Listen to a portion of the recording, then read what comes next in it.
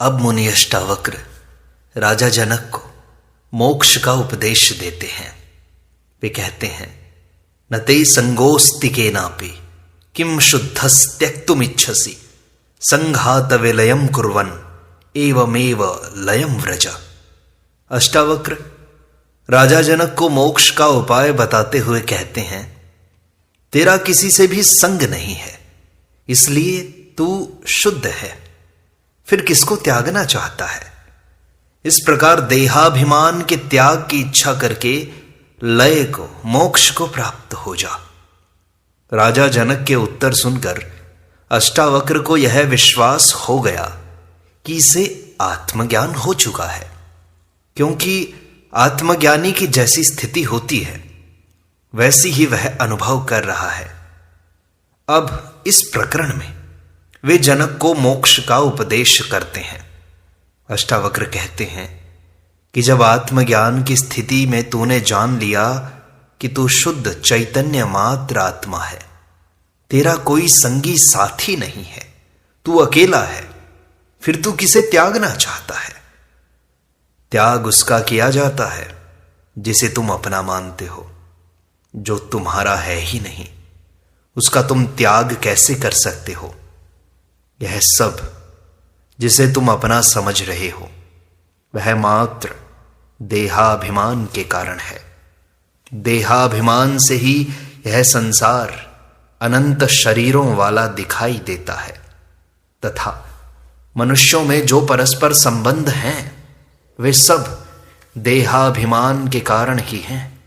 इस देहाभिमान के कारण ही आत्माओं में भी भेद दिखाई देता है कि जितने देह हैं उतनी ही आत्माएं हैं।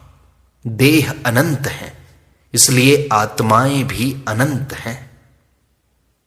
यह मेरा, तेरा, अपना, पराया आदि के समस्त भेद भी देहाभिमान के कारण हैं। इसी देहाभिमान के कारण ही लोग वस्तुओं को अपनी समझकर दान करते हैं, उनका त्याग करते हैं।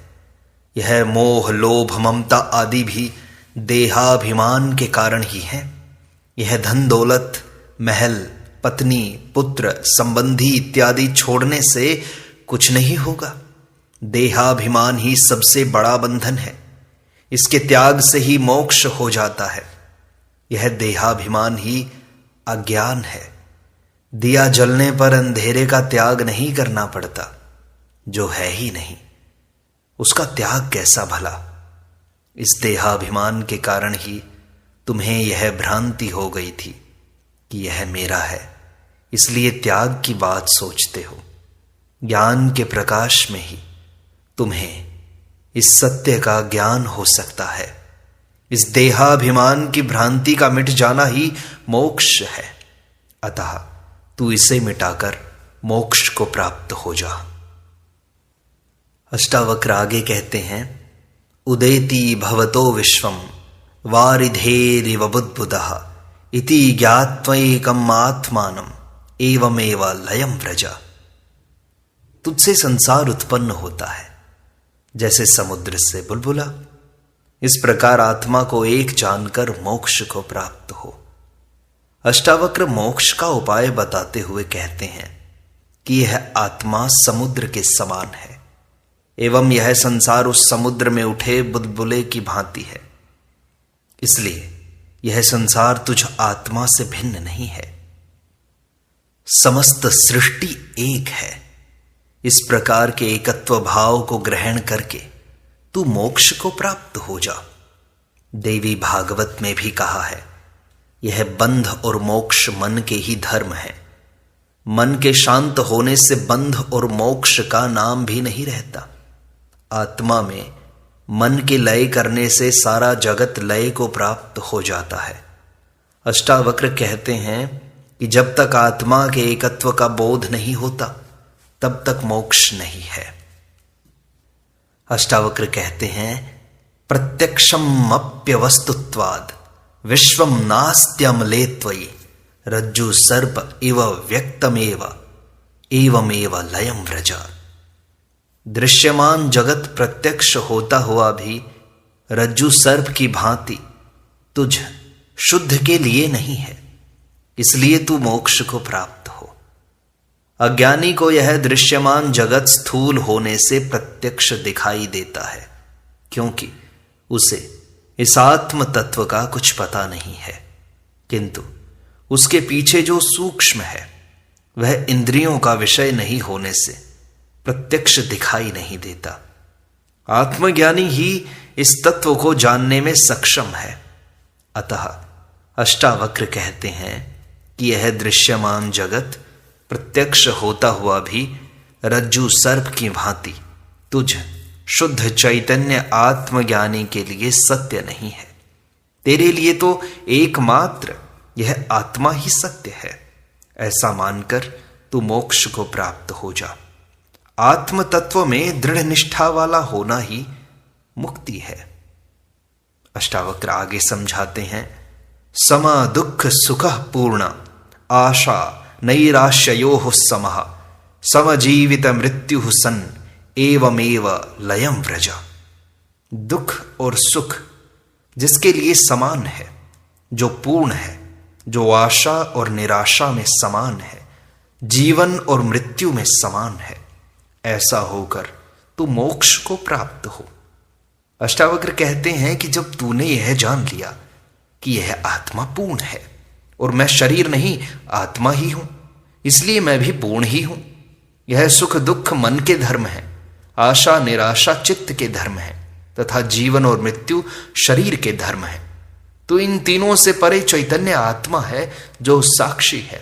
अतः यह आत्मा के धर्म कदापि नहीं है। इसलिए जब तूने अपने को आत्मा जान लिया तो तेरे लिए ये सब समान है। तुझे न इनसे प्रसन्नता है न दुख। ऐसा स्थित प्रज्ञ होकर तू मोक्ष को प्राप्त हो जा। अष्टावक्र इन 4 सूत्रों में मुक्ति का उपदेश करते हैं कि देहाभिमान का त्याग, अद्वैत आत्मा का बोध, जगत की भ्रांति का त्याग तथा द्वंद्वों में समत्व बुद्धि का होना, ये 4 धारणाएं आत्मज्ञानी को मुक्त करा देती हैं। अष्टावक्र आगे कहते हैं, आकाशवद अनंतोहम घटवत प्राकृतम जगत इति ज्ञानम तथैतस्य न त्यागो न ग्रहो लयः। मैं आकाश की भांति अनंत हूं, यह संसार घड़े की भांति प्रकृतिजन्य है, ऐसा ज्ञान है। इसलिए न इसका त्याग है, न ग्रहण और न लय है। 5वें प्रकरण में अष्टावक्र राजा जनक के आत्मज्ञान पर आश्वस्त होकर उन्हें मुक्ति का उपाय बताते हैं। साथ ही वे परोक्ष रूप से उनकी परीक्षा भी ले रहे हैं कि इसे मोक्ष की चाह है या नहीं। यदि चाह है तो इसका अर्थ है अभी मोक्ष हुआ नहीं। जहां न कुछ पाने को है न छोड़ने को, न राग है न विराग, न आसक्ति है न विरक्ति, यहां तक कि न संसार है न मुक्ति। चित्त की ऐसी शून्य एवं जागृत अवस्था का नाम ही मोक्ष है। यहां पहुंचा हुआ व्यक्ति शुद्ध चैतन्य मात्र रह जाता है। समाधि की स्थिति में जब व्यक्ति शून्य अवस्था को प्राप्त हो जाता है तब उसे ब्रह्म आत्म ऐक्य का बोध हो जाता है। वह व्यष्टि न रहकर समष्टि के साथ एक हो जाता है। वह पूर्ण सत्तावान ब्रह्म को जान लेता है। जान लेने से वह स्वयं ब्रह्म हो जाता है। वह सत्य को जानकर स्वयं सत्य हो जाता है। इस स्थिति में पहुंचने से पूर्व कई क्रियाएं करनी पड़ती हैं, किंतु पहुंचने पर उन सबको छोड़ना भी आवश्यक हो जाता है, वरना वे ही क्रियाएं उसका बंधन बन जाती हैं। नदी पार करके किनारा आने पर नाव भी तो छोड़नी पड़ती है, फिर उसको ढोना मूर्खता ही है। पहुंचने पर शास्त्र, कर्म विधि, विधान, ध्यान, धारणा, समाधि आदि सबको छोड़ना आवश्यक हो जाता है, क्योंकि इनकी उपयोगिता अब समाप्त हो गई। ज्ञान प्राप्ति के लिए ही इनकी उपयोगिता थी, अब सब व्यर्थ हो गए। मंदिर, पूजा, उपासना सब व्यर्थ हो गए। जीवन में इनकी उपयोगिता है, मोक्ष में इनकी कोई उपयोगिता नहीं है। संसार जागने के लिए बनाया गया है कि यहां सुख दुख आदि सब द्वंद्वों का अनुभव करके तुम जाग जाओ। अष्टावक्र जनक की मुक्त अवस्था की स्थिति को जानने हेतु जो उपदेश देते हैं, जनक उनका उत्तर देते हुए कहते हैं कि मैं शरीर नहीं आत्मा हूं। जिस प्रकार यह आकाश अनंत है, असीम है, इसकी कोई सीमा नहीं है, उसी प्रकार मैं आत्मरूप होने से इस आकाश की भांति अनंत हूं। यह संसार उसी आत्मा का साकार रूप है, उसी का स्थूल रूप है जो घट की भांति है। जब यह संपूर्ण सृष्टि एक ही आत्म तत्व है तो फिर इसका त्याग, ग्रहण और लय कैसे तथा किसमें हो?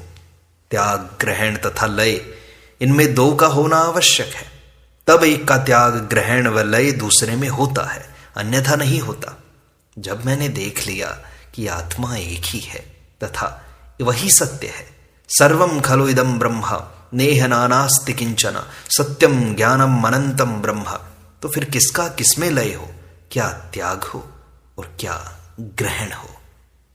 आत्मज्ञान की पुष्टि करते हुए राजा जनक मुनि अष्टावक्र से छठे प्रकरण के दूसरे श्लोक में कहते हैं, महोदधिर्वाहम स प्रपंचो वीचि सन्निभा इति ज्ञानम तथैतस्य न त्यागो न ग्रहो लयः। मैं समुद्र के समान हूं, यह संसार तरंगों के समान है, ऐसा ज्ञान है, इसलिए न इसका त्याग है, न ग्रहण और न ही इसका लय है। जनक दूसरा उदाहरण देते हुए कहते हैं कि मैं आत्मरूप होने से समुद्र के समान हूं एवं यह जगत मेरी ही तरंगों के समान है। ऐसा ज्ञान मुझे हो चुका है। भिन्नताएं जो भ्रांतिवश प्रतीत हो रही हैं सब मिट चुकी हैं, इसलिए न इसका त्याग है, न ग्रहण है, न ही लय है। ऊपर के उदाहरण में आकाश एवं घट में भी भिन्नता की प्रतीति होती है कि घट एवं आकाश भिन्न तत्व हैं। इसलिए जनक इस दूसरे उदाहरण में लहर और सागर का उदाहरण देकर अद्वैत की स्थिति को स्पष्ट करते हैं कि आत्मा एक ही है, इसका न निर्माण होता है न विनाश, इसलिए न इसे छोड़ा जा सकता है न ही ग्रहण किया जा सकता है, न इसका किसी में लय होता है। अहम सुषुप्ति संकाशो रूप्यवद विश्वकल्पना इति ज्ञानम तथैतस्य न त्यागो न ग्रहो लयः। जनक आगे कहते हैं, मैं सीपी के समान हूं, विश्व की कल्पना चांदी के समान है, ऐसा ज्ञान है, अतएव इसका न त्याग है, न ग्रहण और न ही लय। ऊपर के उदाहरण में समुद्र और उसकी तरंगों में फिर थोड़ी भिन्नता दिखाई देती है। अतः जनक इस सूत्र में तीसरा उदाहरण देकर और स्पष्ट करते हैं कि यह जगत समुद्र व तरंगों की भांति भी नहीं है, क्योंकि लहरों का लय समुद्र में होना संभव है, किंतु मैं आत्मा सीपी के समान सत्य हूं एवं इस विश्व की कल्पना उस सीपी में चांदी की भ्रांति के समान है। अतः भ्रांति रूप होने से न इसका त्याग है, न ग्रहण है, न लय है, ऐसा ज्ञान है। जनक आगे कहते हैं, अहम वा सर्वभूतेषु सर्वभूतान्यथो मयि इति ज्ञानम तथैतस्य न त्यागो न ग्रहो लयः। मैं निश्चित ही सब भूतों में हूं और ये सब भूत मुझ में हैं, ऐसा ज्ञान है, इसलिए न इसका ग्रहण है, न त्याग है, न लय है। उपरोक्त तीनों उदाहरणों में अद्वैत की पूर्ण व्याख्या नहीं हो पाई, इनमें भी थोड़ी थोड़ी भ्रांति रह ही जाती है। अतः जनक इस चौथे उदाहरण द्वारा और स्पष्ट करते हुए कहते हैं कि मैं आत्मरूप होने से सभी भूत पदार्थों में हूं तथा ये सभी भूत मुझ में हैं। ऐसी आत्मा एवं सृष्टि की अभिन्न स्थिति है। ये समस्त भूत समुदाय शारीरिक रूप से भिन्न भिन्न प्रतीत होते हुए भी सभी मेरे ही रूप हैं। रूप और अरूप का, सूक्ष्म और स्थूल का, निराकार और साकार का तत्वतः कोई भेद नहीं होता। वाष्प भी जल ही है, वह जल भी वाष्प ही है। केवल आकार भेद से तत्व में भेद नहीं होता। ऐसी ही आत्मा और सृष्टि है। इसका न त्याग है, न ग्रहण है, न लय है। इस अद्वैत को और भी कई उदाहरणों से समझाया जाता है, जैसे सूत और वस्त्र, माला की मणियां तथा धागा, आकाश और उसकी नीलिमा इत्यादि। ऐसा ही सृष्टि एवं आत्मा का संबंध है। छठे प्रकरण की समाप्ति के बाद सातवां प्रकरण प्रारंभ होता है। पहले श्लोक में जनक कहते हैं, मय्या अनंत महाम्बोधौ विश्वपोत इतस्ततः भ्रमति स्वांतवातेन न ममास्य सहिष्णुता। मुझ अंतहीन महासमुद्र में विश्वरूपी नाव अपनी ही प्रकृत वायु से इधर उधर डोलती है। मुझे असहिष्णुता नहीं है। पूर्व अध्याय में जनक कहते हैं कि यह विश्व अपनी स्वाभाविक गति से चल रहा है। मेरे ज्ञानी हो जाने से विश्व की गति में कोई परिवर्तन नहीं आ गया, बल्कि मेरी दृष्टि बदल गई। जिससे पहले मैं उसमें लिप्त था, उसकी गति से प्रभावित था, किंतु अब मैं साक्षी होकर, दृष्टा होकर देख रहा हूं। अब मैं उससे प्रभावित नहीं हो रहा हूं। इससे मेरे में त्याग, ग्रहण और लय के विचार ही नहीं उठते। मैं आत्मस्वरूप हो गया हूं। फिर ये विचार किससे उठे? विचार मात्र मन के हैं। आत्मा में कोई विचार नहीं है। इसी क्रम में वे आगे इस सूत्र में अपनी मुक्त अवस्था का वर्णन करते हैं कि मैं आत्मा हूं जो उस अंतहीन महासमुद्र के समान है। इसमें यह विश्वरूपी नाव अपनी प्रकृत वायु से इधर उधर डोलती है। कोई दूसरा इस वायु को नहीं चलाता, किंतु मैं तटस्थ होकर, साक्षी होकर इसे देख रहा हूं। मुझे असहिष्णुता नहीं है। मैं इससे प्रभावित नहीं होता हूं। यह सारा उपद्रव, अशांति इत्यादि लहरों तक ही सीमित है। समुद्र गहराई में प्रभावित नहीं होता। इसी प्रकार मनुष्य की सारी अशांति का कारण मन है। मन में ही कामनाओं, वासनाओं की तरंगें उठती हैं। यह मन का स्वभाव है। जो नहीं है उसकी मांग, जो है उसमें संतोष नहीं है, अधिक चाहिए। कोई धन पाने के लिए अशांत है, तो कोई पद के लिए, कोई सम्मान के लिए, तो धार्मिक व्यक्ति ईश्वर तथा मोक्ष पाने के लिए ही अशांत है। लोग भिन्न भिन्न कारणों से अशांत हैं, किंतु मेरे में सहिष्णुता है। मैं अपने स्वभाव को उपलब्ध हो गया हूं, स्वाभाविक जीवन जी रहा हूं, अतः मैं पूर्णतया शांत हूं। मैं शांत होने की चेष्टा भी नहीं करता। चेष्टा ही अशांति का कारण है। जो हो रहा है सब ठीक है, सब स्वीकार है। कोई चुनाव नहीं, अच्छे बुरे का कोई भेद नहीं, कोई संकल्प विकल्प नहीं। न ही मैं हिंसक हूं, न अहिंसक बनने का प्रयत्न करता हूं। न संसार छोड़ा, न संन्यास ग्रहण किया, न पश्चाताप करता हूं, न क्षमा याचना, न त्याग का आग्रह है, न ग्रहण का। यही आत्मा का स्वभाव है और मैं उसमें स्थित हुआ शांत हूं। जनक आगे कहते हैं, मय्य अनंत महाम्बोधौ जगद्वीची ही स्वभावतः उदेतु वास्तमायातु न मे वृद्धिर न चक्षति। मुझ अंतहीन महासमुद्र में जगत रूपी लहर स्वभाव से उदय हो, चाहे मिट जाए, मेरी न वृद्धि है न ही हानि।